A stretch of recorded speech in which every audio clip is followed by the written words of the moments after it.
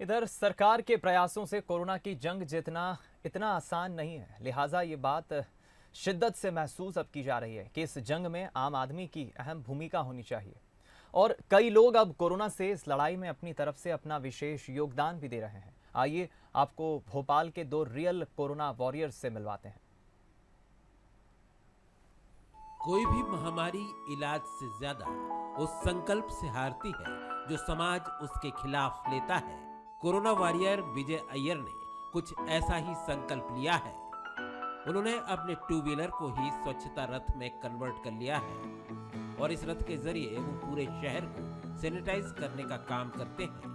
कुछ दिन पहले ही विजय के पिता की मौत कोविड-19 के चलते हो गई थी, जिसके बाद उन्होंने ठान लिया कि ऐसी आपदा किसी और घर पर न आए। विजय रोज सैनिटाइजेशन मशीन को अपनी गाड़ी पर रखकर शहर भर में निकल पड़ते हैं और अस्पतालों के साथ शमशान घाट, एटीएम बैंक और लोगों के घरों तक को सैनिटाइज करने का काम करते हैं। विजय अय्यर के स्वच्छता रथ में तिरंगा झंडा लहराता रहता है और साथ ही वो लाउड स्पीकर पर कोविड से बचाव के टिप्स देते सैनिटाइजेशन में जुटे रहते हैं।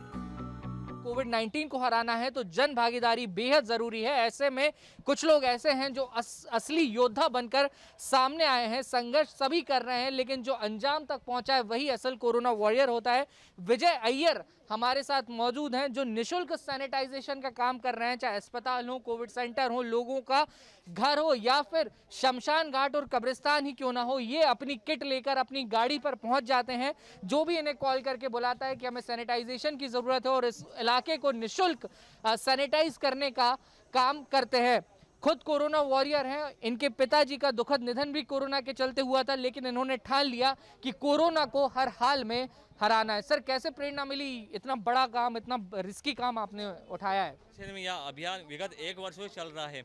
इन 1 वर्षों में हमने भोपाल शहर के 4,000 मकानों, शमशान घाट, कब्रिस्तान तथा 300 धार्मिक स्थल, जिसमें मंदिर, मस्जिद, चर्च, गुरुद्वारे, सभी को सैनिटाइजेशन किया है। विजय जी, आपने अपने पिता को भी कोविड से खो दिया, आप खुद पॉजिटिव रहे, एक मुश्किल दौर से जूझे आप, लेकिन उसके बाद डर को हराकर अब कोरोना से लड़ाई। हमारे पूरे खानदान का बैकग्राउंड डिफेंस से रहा है और पिता भी डिफेंस में थे। कहीं ना कहीं उनकी ही प्रेरणा थी कि वो कहते थे कि किसी भी चीज़ से डर के मरने से अच्छा उस चीज़ से लड़ के मरो, उस चीज़ से फाइट करो, या विजय या वीर गति प्राप्त होगी। तो ये अभियान कब तक जारी रहने वाला है? यह अभियान कोरोना को खत्म होने तक जारी रहेगा। इन दिनों रमजान का पाक महीना चल रहा है और महबूब आलम रोजे से हैं, लेकिन वो जेपी अस्पताल में बिना थके आरटीपीसीआर टेस्टिंग में लगे रहते हैं। वे पिछले 1.5 साल से बिना थके अपनी सेवाएं दे रहे हैं। महबूब कहते हैं कि रमजान में रोजा रखते हुए इस जनसेवा को करने में अलग ही संतुष्टि मिलती है। महबूब कहते हैं, मेरी कोशिश है कि जल्द से जल्द हम इस संक्रमण को हराएं और दुनिया एक बार फिर सामान्य हो सके।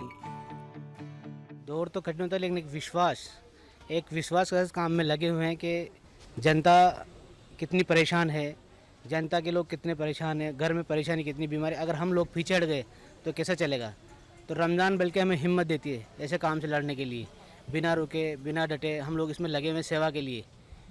ये एक सेवा का काम है, ये सोच कर दिन रात हम इसमें लगे हुए हैं और इसे हमें ऊपर वाला शक्ति देता है और इस काम को बिना रुके कर रहे हैं। इससे हमें रमज़ान से कोई फ़र्क नहीं पड़ता और हम लगातार आगे भी सेवा देते रहेंगे। हमें आज सेवा देते हुए पूरे 13-14 महीने हो गए हैं। बिना रुके हम लगातार कोविड में ड्यूटी कर रहे हैं और इससे हमें शक्ति मिलती है। रमज़ान से कोई नुकसान नहीं होता। भूखे पेट से इससे कोई फ़र्क नहीं पड़ रहा मुझे, बाकी मालिक का वो है, आशीर्वाद है और हम लगे हुए हैं।